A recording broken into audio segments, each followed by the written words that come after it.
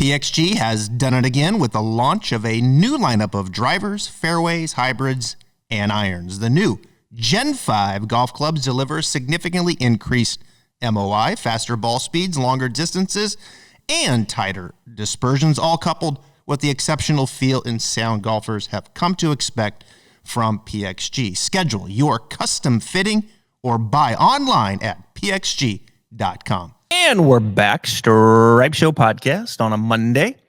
I'm your host, Travis Fulton. Thank you for making us part of your day. Hope you had a terrific weekend. We are into March, and I know some of the country right now is still looking at some snow. I was talking to my parents up in northern Idaho, and they have a lot of snow. And I feel bad FaceTiming them, and of course, coming in from outside and it's 78 degrees and a little humid, and you got a little sweat running down your face. So the country is a little different depending upon where you live. And of course, the PGA Tour right now is going to be rolling right in here to my backyard at TPC Sawgrass, which is about 5 miles away from me.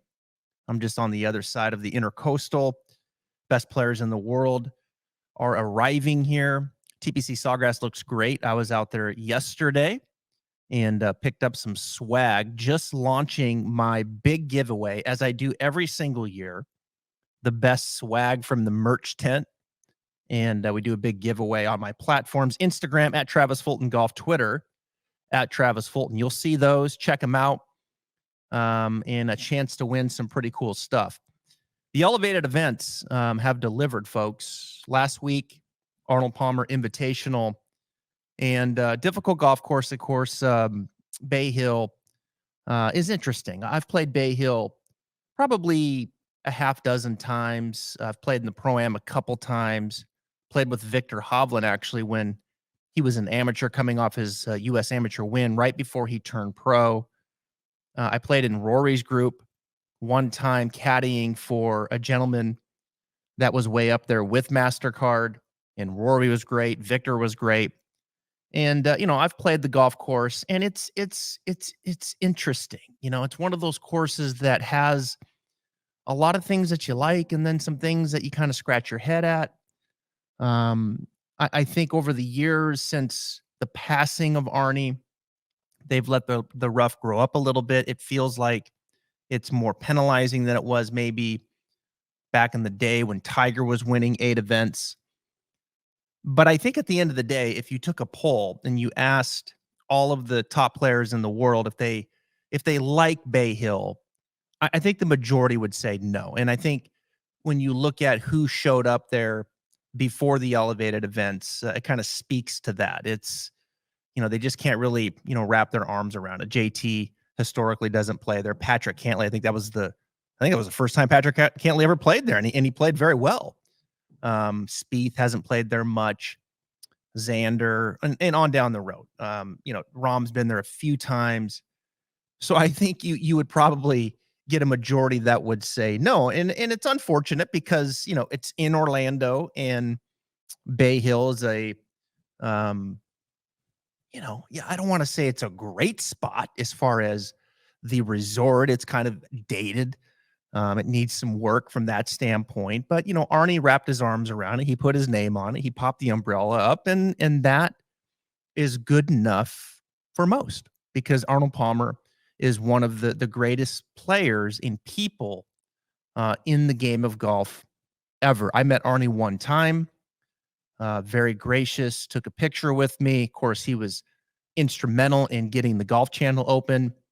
And that opportunity that I was able to be a part of for the better part of 4 to 5 years, and the people that I've met through there. So Arnold Palmer, as long as his name is associated to it, you're willing to look past maybe some of the things that is Bay Hill, that is the resort, because the umbrella covers it up, if you will.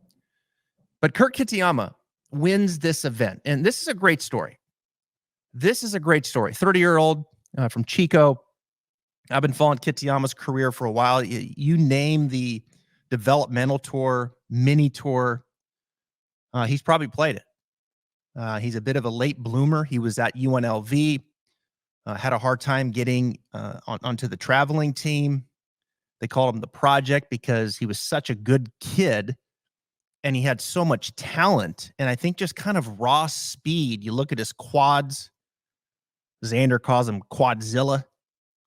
And he's able to just generate a lot of speed. He's just kind of different, from that standpoint. And I think people saw that there was a big ceiling here. And his fellow teammates helped him. And he came along and he just kind of continued to develop. I think he had a couple seconds over the years up to this point. And I think he was an interesting look really coming into this event. And I talked about this earlier last week in that Kitayama played the Honda last year. And I think he finished third. It was a top 5. He didn't play Arnold Palmer the following week. And then he finished in the top 25 in Mexico right just after that. So he played pretty well over here. And now we fast forward a year and he doesn't play in the Honda, but he shows up at the Arnold Palmer Invitational and wins it. So this is a guy that's comfortable in this part of the country, playing on Bermuda grass, handling difficult conditions, the wind, and a mindset that I think is a little bit different than what we see on the West Coast, where when you get over here in Florida, and particularly Bay Hill, because this is the most difficult course outside of the major championships, there's a grind here. And I think the experience that he had over these last 10 years now into professional golf, and now at the age of 30, he kind of leaned on that when he hit that ball to bounce on 9 and he made triple. And all of a sudden the 2-shot lead was gone. And now he's trailing by a shot. And he regained his composure and he shot 1 under on the back 9. And I would give a lot of credit to his caddy, who is a friend of the pod, Tim Tucker. If you follow me, you know Tim. He's a friend of mine. Brilliant guy, terrific caddy. And don't overlook just how good of a greens reader he is. And his true aim ball marker, when he launched it, we launched it on the podcast. You can actually get it on my website too, TravisHoltonGolf.com. It's genius. And he is an outstanding caddy and greens reader. And I think that had some value too, because when you look at it statistically, guess who had their best putting week ever as a professional? Kurt Kitayama. So maybe that's a little team that's coming together here. Nonetheless, Kurt's up here, Ponte Vedra. He's playing another elevated event. Peter Costas is going to join us here momentarily. Before we get to that, and we've got a lot to talk about. Peter's not afraid to put it out there. We're going to talk about the PGA Tour. We're going to talk about these elevated events. We're going to talk about LIV Golf. Peter works with Paul Casey, who is a member of LIV Golf. So this should be a really interesting conversation. We'll get to that here in a second. But before we get to that, let's bring in a swing. Because on Twitter, I posted some of these swings. And it was before and after. And here's one of them for those watching on YouTube. Thank you for being here. For those listening on audio, I'm going to articulate this as well as I can. Here's the before, and you look at this, you're going to see the club shaft get a little laid off, and then in the after, you're going to see the club shaft pointing a little bit more down the line, and then there they are together, and you can really see it there. So we play the before again, and I pause it right there. And you look at that position there. And you see the club kind of hanging over there to the left, and that's not quite all the way up to the top. This system here is a little bit sensitive, but I'm going to leave it right there.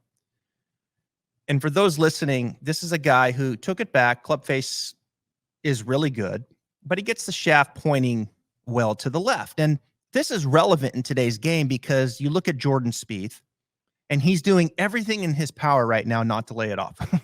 I mean, his rehearsal swings are exaggerated. I see now a second rendition of this exaggerated rehearsal, and he's trying to get the club pointing more down the line, or I guarantee you what feels across the line. Across the line means the club is pointing to the right for a right-handed player. Laid off means it's pointing too much to the left. Now, a little bit to the left is fine, folks, a little bit. But this is a guy that gets it laid off. Jordan gets it laid off. Ricky Fowler gets it laid off. Guys that usually get it laid off, they work to get it less laid off. One of the things that you see, and this is the case with this guy here, is when he lays it off, it steepens in transition. So here we go. I'm going to bring it back in. And we're going to take this back to the beginning. And he lays it off. And then in transition, you can see that shaft, almost like he pulls down on that handle. And the shaft gets steeper coming down than it was coming back. And you can really see it there in the before and the after. So the before pointing left, pulls down on it. The shaft is steeper coming down. After, it's pointing more to the right. And when it's pointing more to the right at the top, then it wants to shallow out. And what happens is when players try to get the club more across the line, and we'll look at this here now in the after, is they'll get the shaft pitched a little bit steeper early in the backswing, and then it points more to the right. Now look at the difference in that. All right, I mean, it's pointing a little to the right. Now that club right there, naturally in transition, I didn't change a thing. What it does is it wants to pitch back. This machine's not cooperating very well with me. There we go. So you can see it kind of lay back down on the right form. And then the before and after again, very, very different. So that is a move that I see a lot. Now the question is why did you change it? Well, this is a player who was seeing big divots. He was seeing some toed shots. He didn't feel like he could really rotate through impact. It wasn't real conducive into the longer clubs.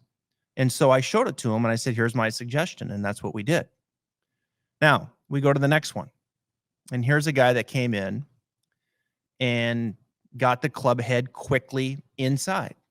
And I bring this up because it's become kind of a fun banter now on Twitter where this inside takeaway, when I see a player take it back and they get it way in behind him. And I stopped that just a little late. And when I say inside, and for everybody listening and watching, when the club shaft gets parallel to the ground, the club head inside would be where the club head's too far behind the hands. Now, I'm okay if it's a little behind the hands, right? Like I'm okay if you take it back and it's a little inside, which, you know, a lot of the guys in the early days would do that, right? They would be just a little bit inside, and that's fine. Like no one's splitting hairs here, right? I mean, you can be a little inside, but when you start getting excessive and you start getting that club head to be pretty low and shut, and your hands, and this is what really I think bothers me in this move, when your hands start moving away from you, like your hands move away and then the club head gets in behind. To me, that's fingernails on the chalkboard. And for amateurs, that's tough to develop. And so here's this player, his hands go out, the club head gets in.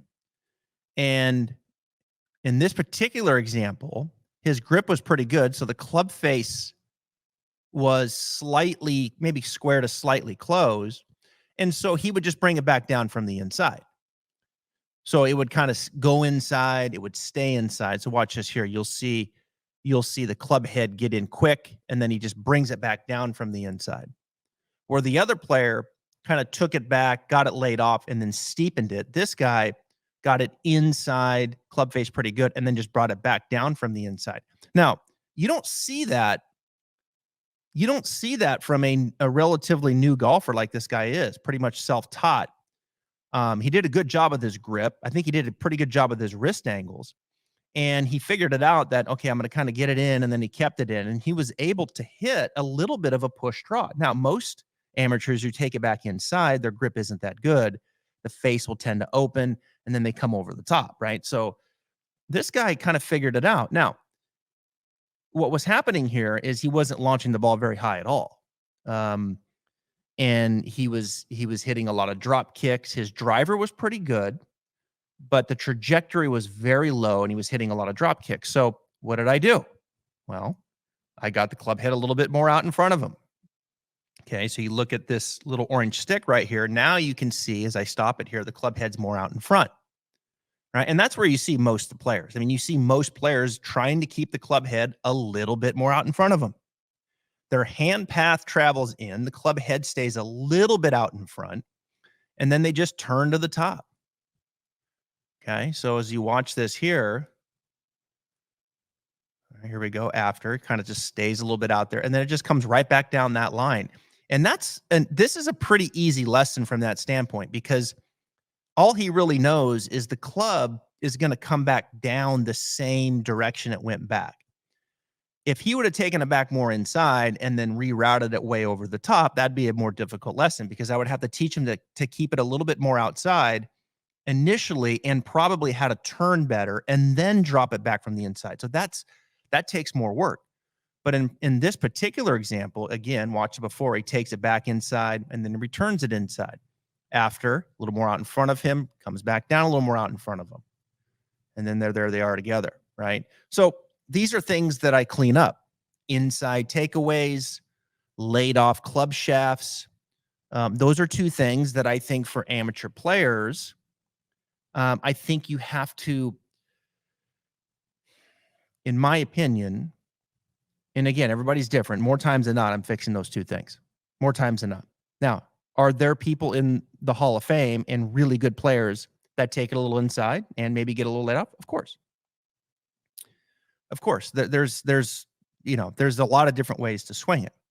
And if that person showed up into my studio, would I change it? No, I would be really less likely to change it. Right? Because that person has more skill, way more skill. And there's a genius inside of that. So I have to protect that. But for most amateurs, and when I say most, I mean most, yeah, I'm probably going to change it, because, well, they have a job, they have kids, they play once a week, once every 2 weeks, they don't practice.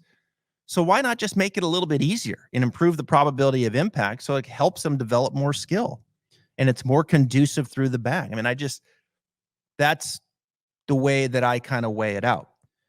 So I'm okay taking a stance when it comes to cleaning up that first move if it's too far inside, which I see a ton of. And I'm okay with cleaning up a little laid off club shaft at the top for most amateurs, right? And oh, by the way, even at the highest level, Matthew Fitzpatrick, who takes it inside, tries to keep it more out in front of him. John Rahm, who takes it a little inside, tries to keep it more out in front of him. Just Jordan Spieth, who gets it laid off, tries to get it more across the line. Ricky Fowler, who gets it laid off, tries, so it's like these guys do it too. So it's a balance. There's no perfect art to it, but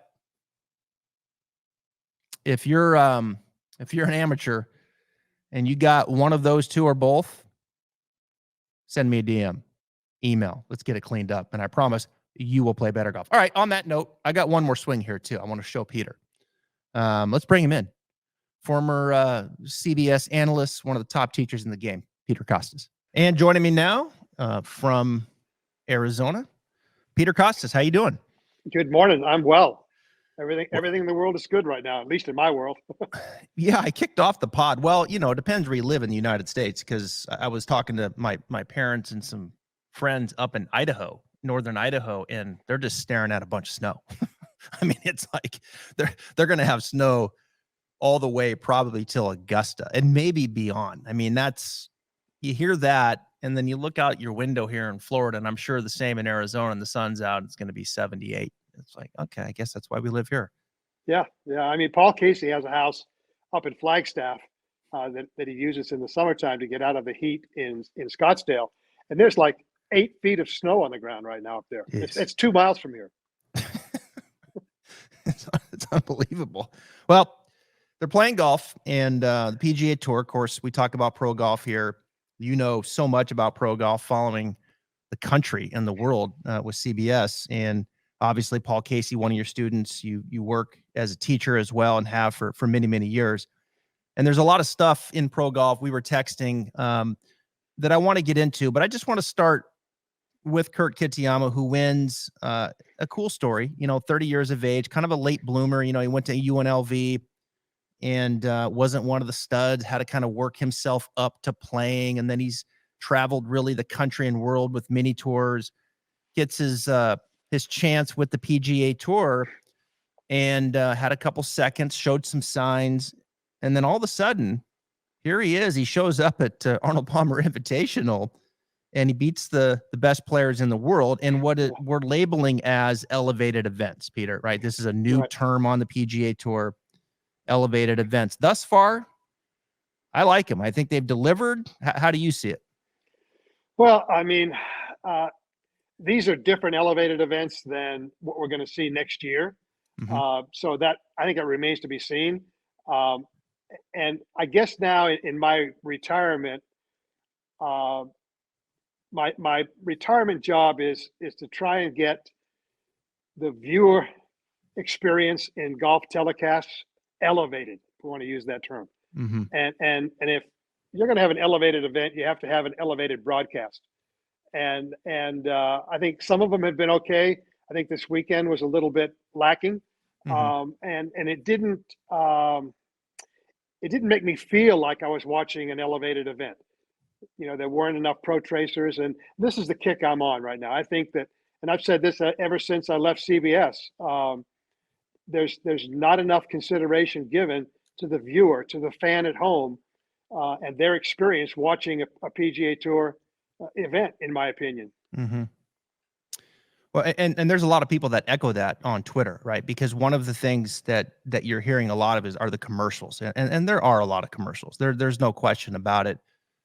Do you see what's missing? For example, on the weekend, do you feel like there's way too many commercials? As a result, they get back. It's hard for them to follow the action and who's climbing the leaderboard, like a Harris English. We didn't get to see much of him, who was playing some solid golf. But it just seems like every week or weekend, it's too many commercials, and they're having a hard time telling the story.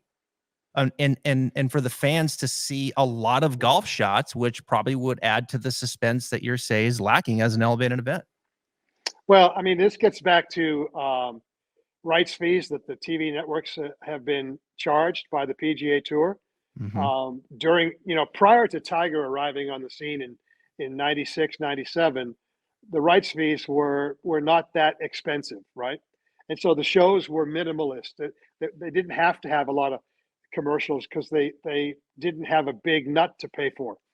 Now, with Tiger, the tour has elevated the rights fees every single new contract. And now it's to the point where how are you going to pay for it? I mean, at some point, there has to be a compromise. If the networks and the tour really are partners, there needs to be some sort of compromise in terms of rights fees and so on and so forth, so that the telecast can be put on in a entertaining, informative, educational way for the viewer, so they want to tune in again next week.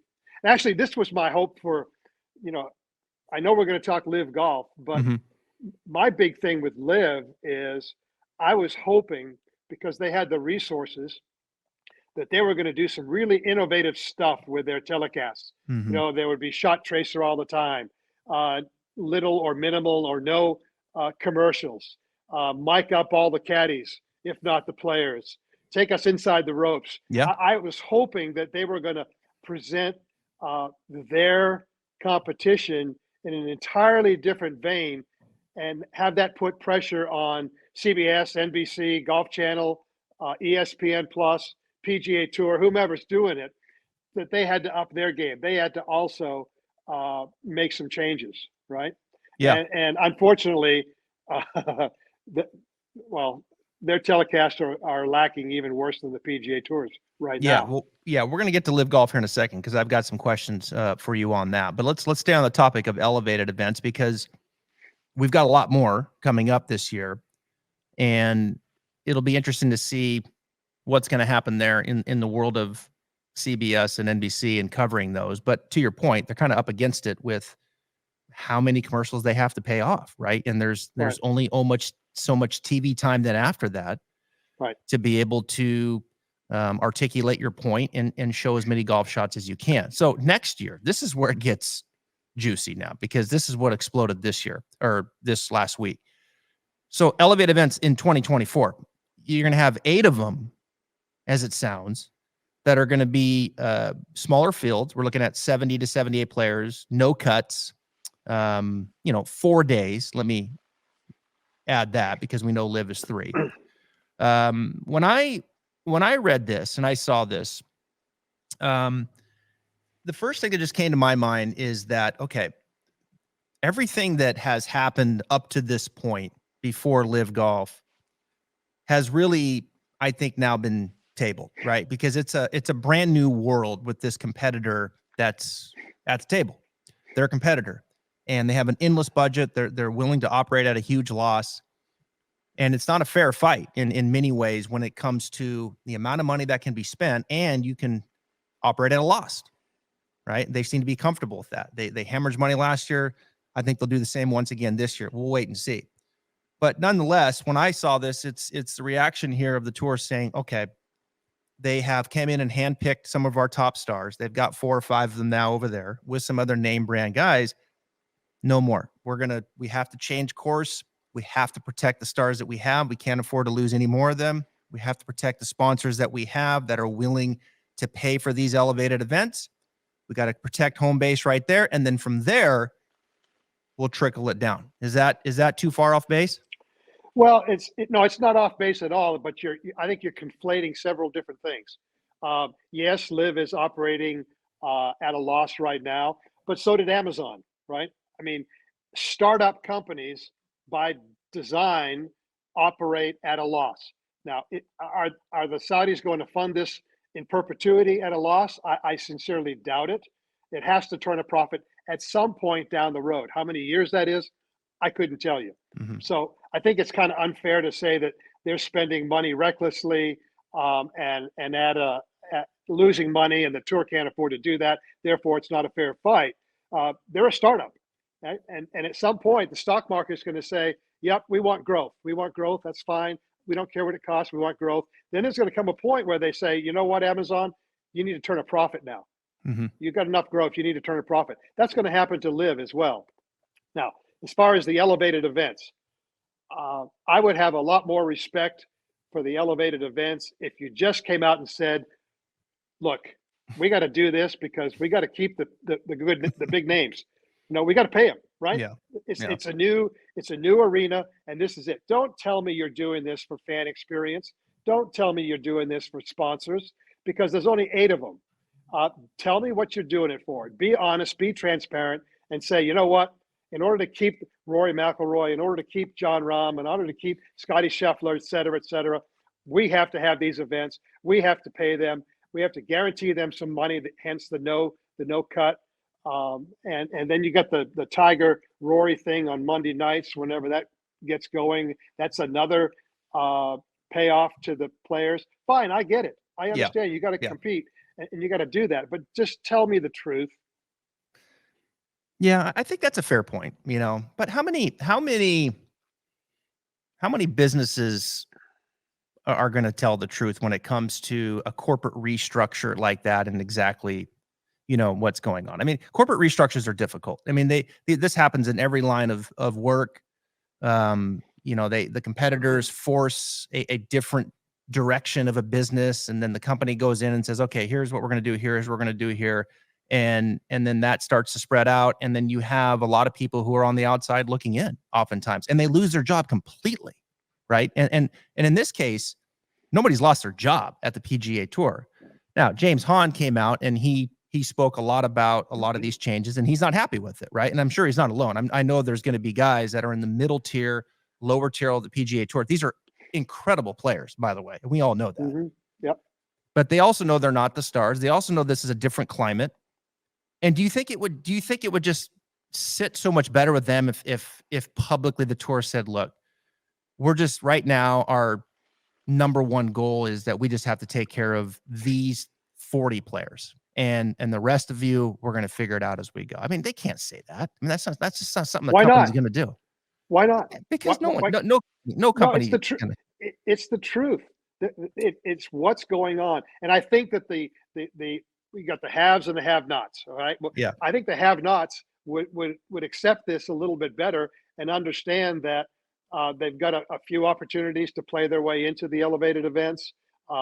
but right now we have to protect the overall tour by protecting the best players, and we're circling the wagons, and this is it, right? Mm-hmm. Yeah. So I think James Hahn is, I think, a little bit more upset at the perception of why it's being done rather than just why it's being done. I haven't talked to James. I don't know. Yeah. He's a fairly intelligent guy. I think he's not a superficial thinker, So I tend to think that he's got the pulse of a lot of people. I mean, at this way it's going, Travis.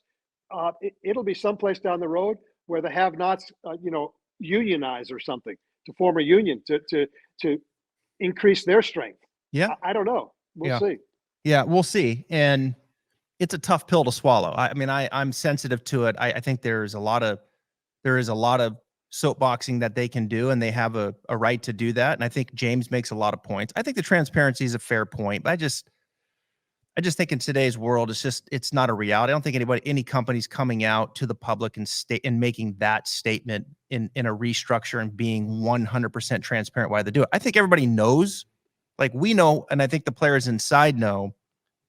And I don't disagree with it. If I was the commissioner and this is what I was up against, I feel like I would probably do the same thing. I have to protect my stars. I have to lead with my stars with the PGA Tour. And frankly, Peter, I think before this, and I took a lot of pushback on this, is that I thought before all this in LIV and the old business model of the PGA Tour was too watered down. Like there was too many events.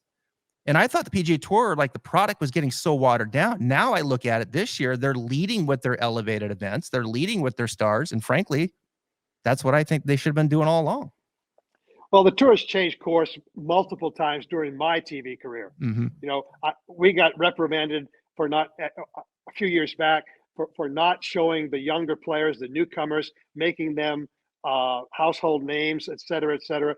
Okay. We were showing Tiger too much. We were showing Phil too much, and the tour wanted to build up the status of these young players. Now the young players can go to hell, right? No one cares about them from the PGA Tour's headquarters. They want pairings of, what do they got next week? They got Rory and John Rahm and Scotty Scheffler, right? It's a different landscape now. Yeah, exactly. Yeah.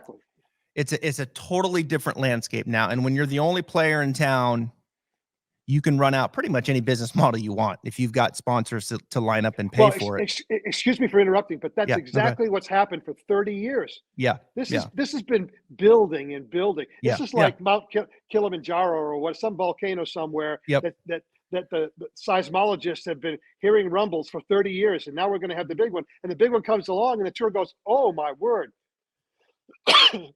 How can they not take the phone call from PGL or LIV and get a better handle on the landscape, and then see what they could do collectively to make it all work out?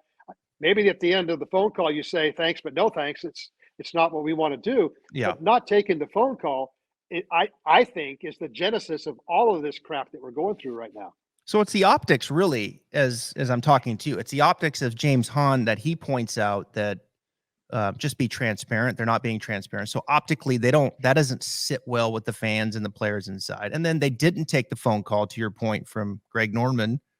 And the optics of that are not good because, all right, to your point, if they take it and they go through the due diligence, this isn't for us. Like, we didn't come to a deal. Bingo. Then there you go. Yep. Okay. Yep. I mean, it'd be hard pressed. Let's face the PGA Tour and their board and their past champions and members. Like, it would be hard pressed to see that coming to a deal that we're going to do a deal with who? Greg Norman, considering the past that we've been having here for the last 30 years with Greg Norman. Oh, I understand that, but that doesn't mitigate the fact that virtually any CEO of any major corporation who was approached by somebody else to put money into his company or into the product area that he sells and didn't take the phone call, he'd be fired in 2 weeks, right? I think that's a fair point. Yeah, I keep going back to stock companies and that, every quarter they have to have a quarterly release. They have to be honest. They have to be transparent. And the stock price is going to go up, the stock price is going to go down, but people know where they stand. And as long as you're trying to hide the carrot, I just don't think the optics are very good. Mm-hmm. And the optics of that, of not taking the call, is that the PGA Tour we are the 10,000 pound gorilla. We know what we're doing. We don't need anybody, right? And we're not going to take the call. And so that's been their attitude ever since Tiger came along, because Tiger was their ace in the hole. And then they screwed that up too, because they didn't compensate Tiger for all that he did in growing the PGA Tour, growing the TV contracts, growing the sponsor numbers, whatever. They just fed off of Tiger, and they bullied sponsors, they bullied networks into agreeing to contracts because they were the 800-pound gorilla. Yeah. Why? Because their member was Tiger Woods, and now they're paying the price for that being so insular. It's interesting. All right, let's transition to another TV product. That's LIV Golf. I think you know where I'm going to go with this if you followed me. All right, let me just set the stage here, because look, I've taken some bullets of my position with LIV Golf, and out of the gate, look, Peter, I'm pretty Switzerland on most things. You know, I'm not a guy that says, okay, I'm over here and you guys are over there, and like we can't talk to each other, right? Like I'm just not going to pick one side and like, all right, what are you saying? What are you trying to sell to me so I can make sense? It may not be something that I've ever done or considered before, but at least I want to hear it, right? And look at it and say, you know what, there's a lot of good points there, you know, and then I might adapt to that. I'm not one where you got to be one way or the other. And when LIV came along, I was like, look, I'm going to watch it. I love Dustin Johnson. I love Cam Smith. I love watching these guys play golf. I've been watching Paul Casey my whole life. You know, like I want to watch these guys. Like I'm a fan. And so I'm going to watch it and I'm going to learn. And I respect the fact of the team competition. It's not for me, but maybe it is for the next generation. I don't know. So I've watched every almost minute of it, and I was really curious to see what it would look like the first time this year. And as I walked away from that, I'm like, all right, I'm having a hard time with it. And I'll tell you what it is for me, Peter. I have a hard time taking it serious as a fan. That is the number one thing. I have a hard time taking it serious. And I appreciate that they're trying to be more relaxed. They're trying to be a little more approachable towards the next generation, play music, lead with the party, untuck your shirt. I get it. But to me, when I turn on the TV and the first thing I see is Cam Smith drinking a beer out of a shoe, I have a hard time taking it serious. Like, that's just me. Well, and in fairness, that wasn't during the competition. I know. That was a bit that they taped. Right. I will say this, and I've already made these comments. If LIV does not improve the quality of their television broadcast, they will not make it. They will not be. You cannot be taken seriously with an unserious telecast. I agree. Right? Mm-hmm. I understand that they want to be irreverent. I understand they want to appeal to millennials and the younger people, and I think that's a good thing, right? Just because LIV is not for everyone doesn't mean it's for no one. Right. Yeah. No, okay? I agree. Mm-hmm. Now, having said that, the telecast is awful. Mm-hmm. You know, you hire David Faraday because David's funny. He's irreverent. He'll say stuff off the wall, whatever. That's why you hire him. But now you've got 5 other people trying to out Faraday. And I love Jerry Foltz. I don't know. I've met Don Boulay. I don't know Suan Heng or anybody else on the telecast. But you can't all be snarky. You can't all try to be funny. That's why you have David, right? Mm. It goes back to the day that Frank Chirkinian hired me at CBS. He sat me down in his office. And this is a big point for all networks across the board. I don't think their talent is being coached well enough. I don't think they're being guided along. I don't think they're sitting down watching tape and saying, look, you screwed up here. You need to do this, blah, blah, blah, whatever it is. But Frank sat me down and he goes, all right, don't ever tell me what I can see on camera. If I can see it and you tell me, you're fired. Wow. This is a visual medium, right? How many times do you hear an announcer say, oh, you left that short? No, I saw that, right? That's one thing. And next thing he said to me, he goes, and don't be cute. Don't be funny.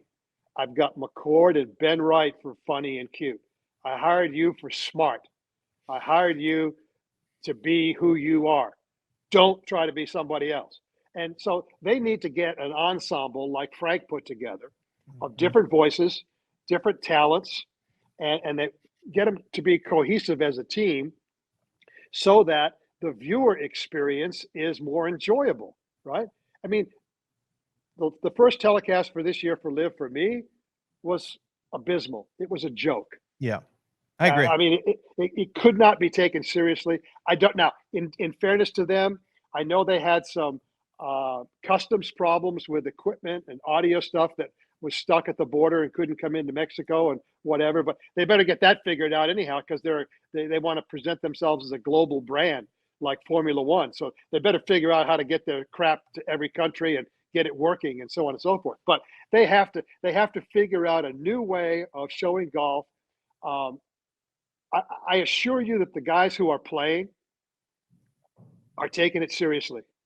And Okay. especially even as far as the team event goes, guys who were out of it on Sunday from the individual competition were grinding to try and contribute for their team. So they're out there, they're trying. I assure you of that. But that's not being broadcast to the viewer. They're trying to be all cutesy and snarky and funny, and you can't present a serious competition in that light, in my opinion. No, I agree. They have no chance in the United States to that. I mean, I don't know about some of the other parts of the world, but they're not going to get enough fans that's going to take that serious enough. That's just not coming across in a way that it's like, what is this? It almost felt like to me, it was a carnival with a golf tournament being weaved through it. That's what felt like I was watching. Like it wouldn't have surprised me to see a Ferris wheel at the turn, and like, and that they were going to do a ride before they went to 10T, and then they had to hit a tee shot. Like that didn't feel that far fetched to me. And you mentioned, I want to ask you here, because I meant to answer this earlier before we get to Paul Casey, who I want to ask about too, who plays on LIV. You mentioned Gary McCord. You guys have been together. Speaking of chemistry, you guys know your role. You've been doing a long thing. Am I understanding this right? You guys have a podcast coming? We have a podcast. The first one aired on YouTube, Costas and McCord, off their rockers. Nice. The theory being that we've been in retirement for a couple of years, sitting around in rocking chairs, hitting golf balls, playing golf. In my case, teaching a little bit. Mm-hmm. And we were approached to have a podcast, and we thought it through, and it'll evolve, but I think it's going to be fun. We're going to tell stories that we couldn't tell before. Gary and I are like fire and ice. I'm a little bit more serious. He's an idiot. I say that lovingly. Yeah. And I think it's going to be good. Yeah. There'll be a little bit of swing stuff in there. There'll be lots of stories. There'll be current events. We'll have point counterpoint, kind of like what we're almost doing here in the sense that we'll pick a subject and flip a coin, and I got to take one side of the argument, and Gary takes the other.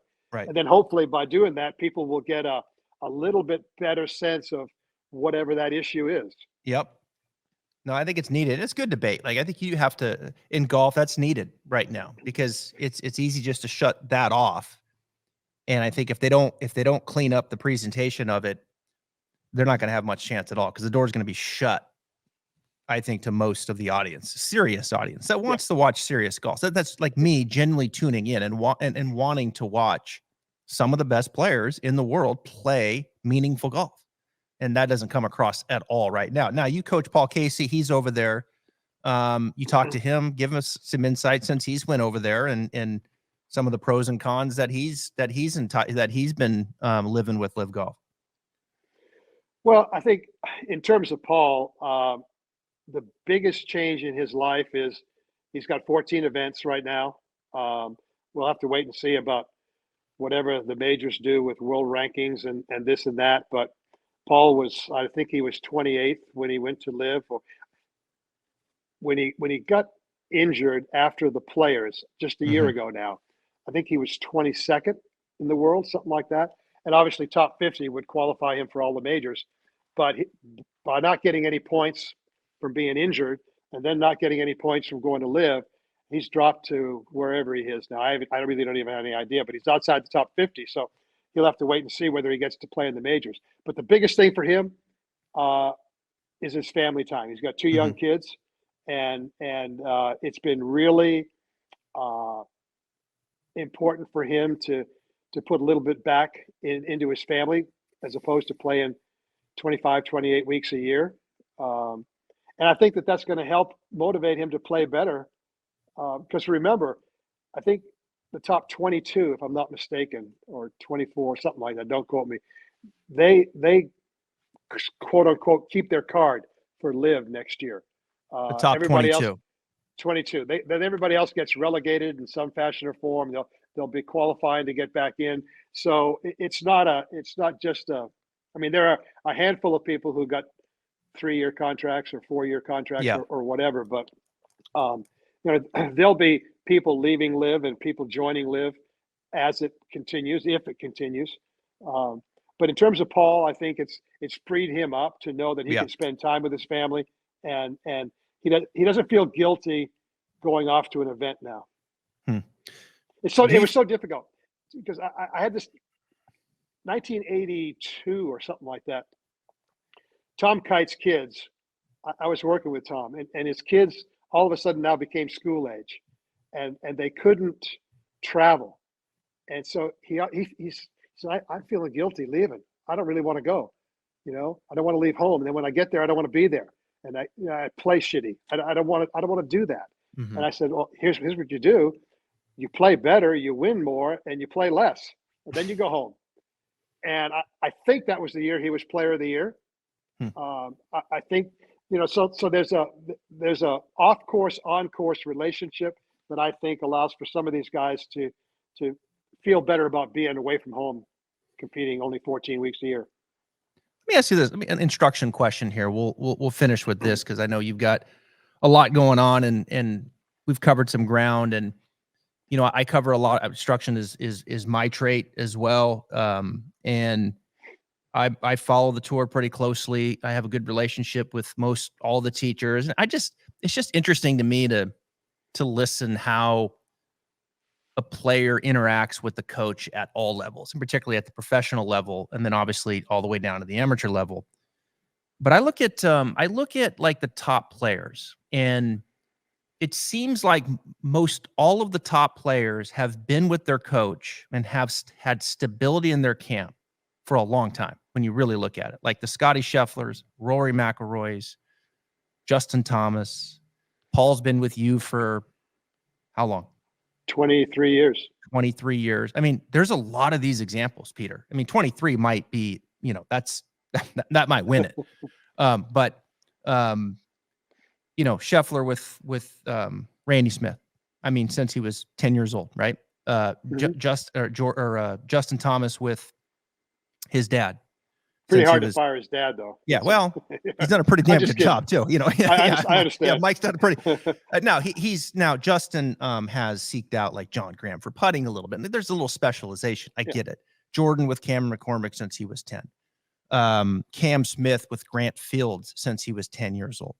I mean, I'm talking the majority. Then I see a player like Victor Hovland who's bouncing around a little bit.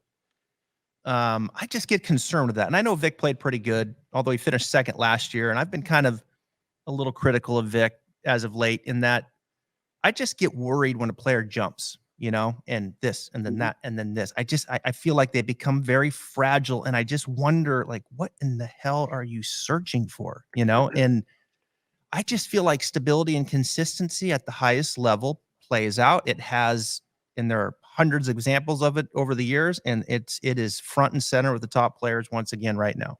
You like that? You're in a way, you're right. You need some stability, no question. But let's look at the greatest player of the last 30 years. He doesn't count. He doesn't count.